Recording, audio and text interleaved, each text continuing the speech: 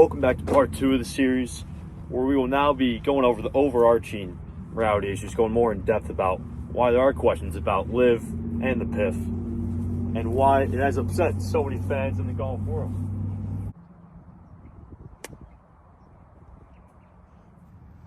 The first and maybe most astounding emotional effect this had on people was on a coalition of families and survivors of the 2001 terrorist attacks, who sent a letter to the top representatives of LIV stating their dislikeness of the moves, expressing their outrage towards the golfers, quote, for participating in the new league and accusing them of sports washing and betraying the United States. Obviously, this group has a great sense on the situation. It would not make any harsh statements against anyone they didn't seriously consider involved. This was brought up again by the PGA Commissioner Jay Monahan soon after the LIV golf deals were announced last June.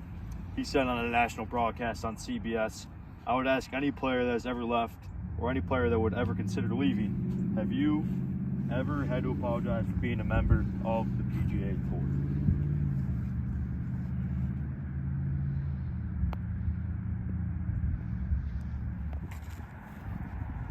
The coalition also highlighted a 2021 FBI report that noted several Saudi officials were in support of 2 direct 9/11 terrorists, and that 15 of the 19 hijackers were Saudi nationals. On top of the FBI report, the coalition also noted the Human Rights World Organization, which has reported and documented recent events in Saudi Arabia, which have led to multiple violations without much change. This includes the largest mass execution in decades, including 80 men, noted executions of homosexuals, war crimes in Yemen, and many wrongful imprisonments that are still being served today. This is without even mentioning the glaring lack of rights for women and migrants in the country.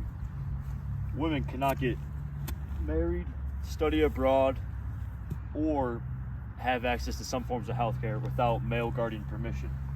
On top of that, men can marry minors if they have a legitimate reason that benefits the child, and also force sex onto their wives if the wife does not have a proven reason why they should not perform the action.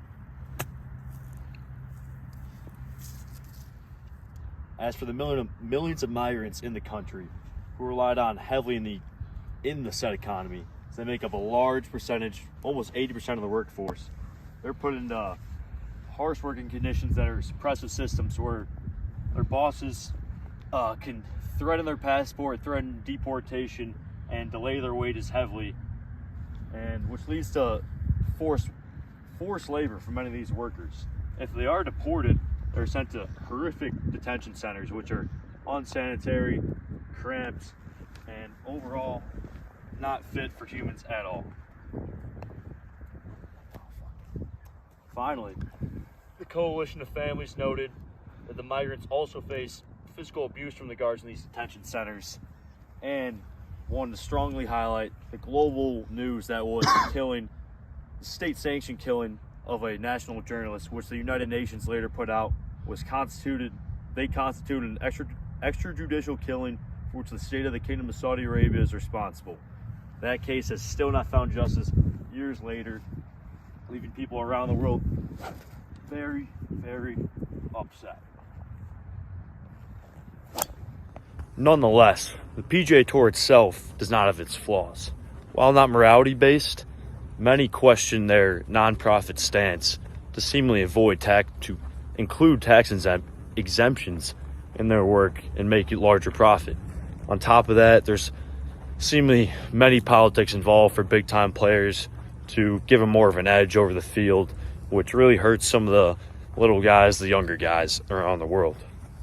So this led to some fans not being as surprised. In June, as we mentioned earlier, there was the historic and shocking deal that they merged with LIV merely months after denouncing everything involving them, because seemingly the financial influence was too strong and the PGA structure was not sustainable.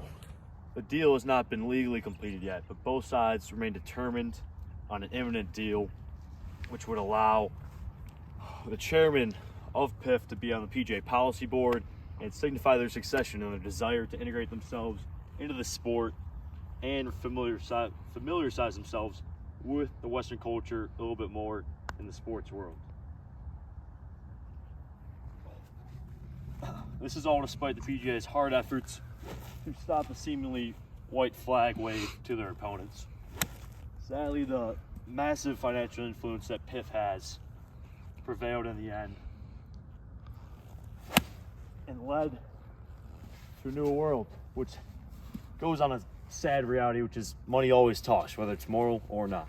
Players from all levels have spewed backlash from this merger and endless unsupportive quotes and press conferences from the last few months, starting with, "This is supposed to be a member-owned organization, and they didn't tell us shit.